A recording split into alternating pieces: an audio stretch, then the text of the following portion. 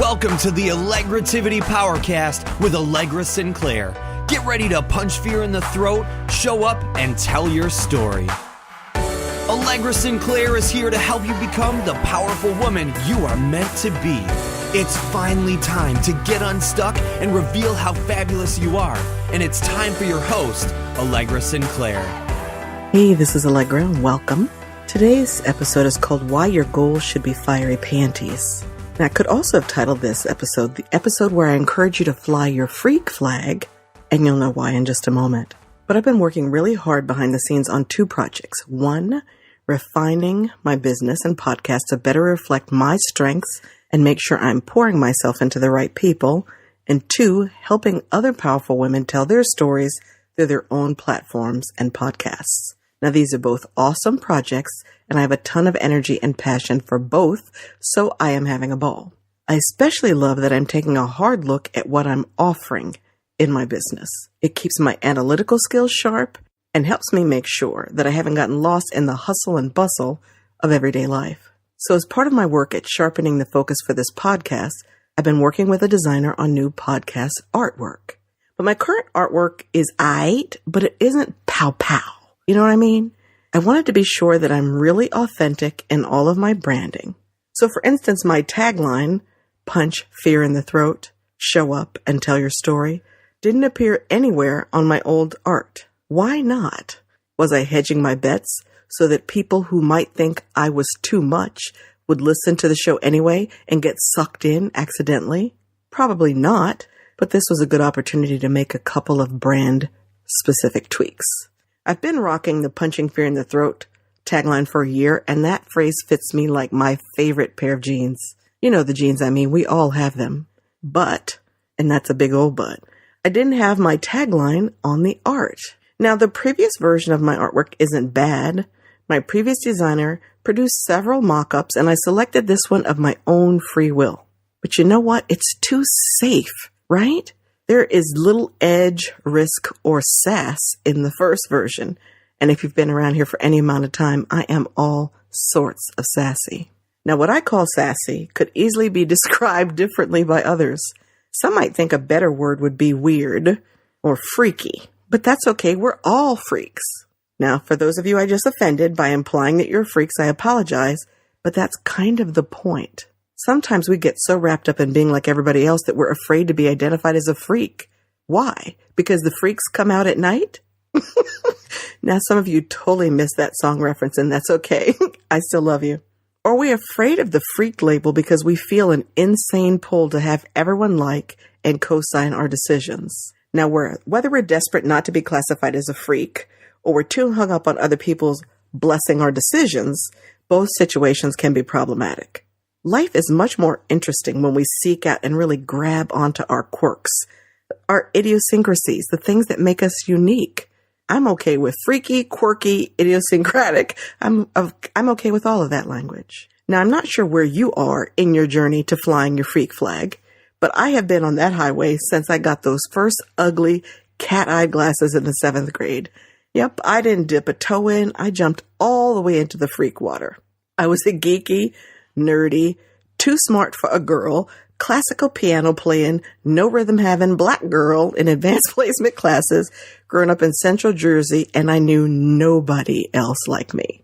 Well, except for the two siblings in my house, and they had that same smart, nerdy thing down, but I was definitely on my own with the lack of rhythm and the eclectic musical tastes. I know some of you are nodding your heads because you feel me. You have your own freak flags hiding in the back of your closet, don't you? Pull them out and wave them. I see you. And I feel you. Since I started my freak journey so young, I'm accustomed to not seeing the world the exact same way people around me do.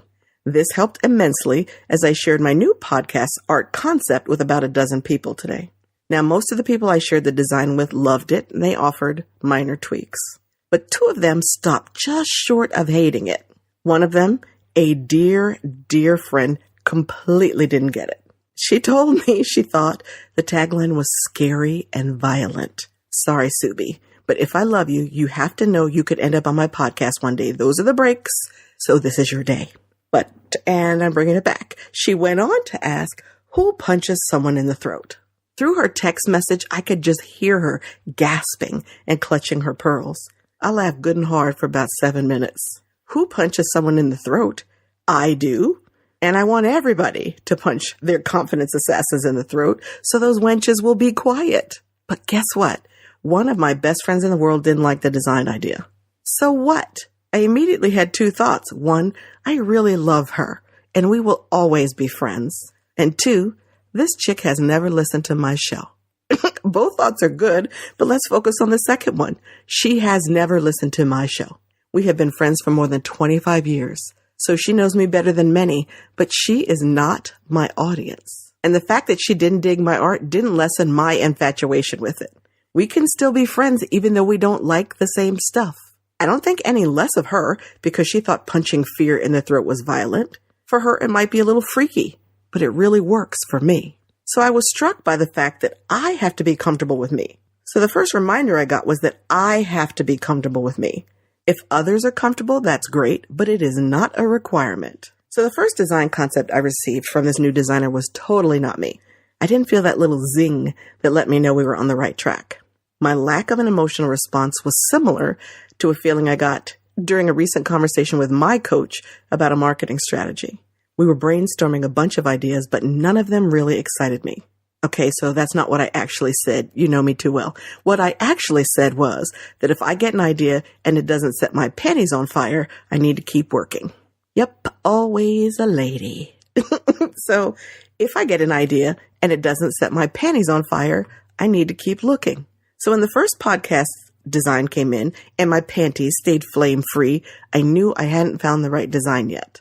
I didn't quit. I just kept working. So as you're preparing to tell your story, ask for your raise, change to your job, remove toxic people from your world, or tell your story, there will be hits and misses.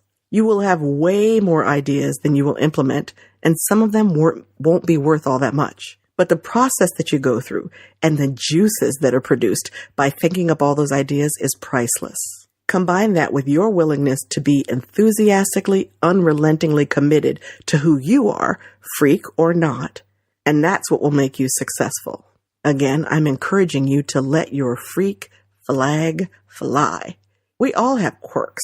Maybe you collect matchbooks from all the states, or you love polka funk music. I don't even know if that's a real thing, but I just love saying polka funk. So if you're into polka funk, you go. You will find much more freedom and joy in learning to accept who you are and exactly why you are special. Here are 4 quick benefits of flying your freak flag. 1, energy conservation. Pretending and acting like everybody else is exhausting. You're constantly worried that your mask will slip and everyone will get a glimpse of your inner freak. Be yourself and save that energy for doing great work. Benefit number 2 is becoming less judgmental. Once you have gotten really good at accepting who you really are, you'll be an expert at accepting the quirks you see in people around you. Bazinga! People are going to be drawn to you because you will be able to accept and champion who they are. And that benefits you no matter what your goal and purpose is. Benefit number 3 is more joy. Some of the things I think and do make me laugh harder than Kevin Hart ever could, and that guy is hysterical. Being able to laugh at my inner freak in a way that doesn't damage my self-esteem is a great gift. Now, do you think Kevin Hart would be anywhere near as funny if he was constantly trying to keep people from figuring out that he's short? I don't think so. Finally, the freaks are going to inherit the earth. Now, I'm not referring to the book by Chris Brogan, but I know that if Steve Jobs didn't wait for his boxers to catch on fire, there would be no iPhone. If Patricia Arquette was overly concerned with people thinking she was weird and she was an indie actress and she took bizarre roles, she wouldn't have just won an Oscar for Best Supporting Actress. Do you feel the wave coming? The freaks are running stuff, and we can too. Here's how to fly your freak flag. Turn it down. You need quiet time and introspection. That quiet time will help you get in touch with your inner freak. Find out what you like to do when no one is watching. Observe how you tackle challenges or organize a complex task. That's how you start to identify the zing when you feel it. Often, we're kind of asleep. We might even be, going through the motions, kind of in a coma. Spending time with yourself and getting comfortable with that zing wakes you up. Seek out your quirks. Instead of spending time trying to hide them, look for them and shine a big old light on them. What makes you special? What are the ways that you see the world differently from others? Write them down and figure out how you can use them to your competitive advantage. Remember the time. Thinking back to your childhood can be a great source of freak tendency discovery. You may find that you have hidden interests that go beyond your current professional or personal life that you've forgotten all about. Did turtles fascinate you when you were young? Good. What else have you forgotten? And why did that fascinate you? Finally, let it go. Let go of rigid assumptions and the weight of other people's expectations. There are many ways to be an exceptional woman, friend, family member. Follow your path that best suits your unique abilities. The things that qualify you to fly the freak flag make you more interesting and unique. Celebrate them.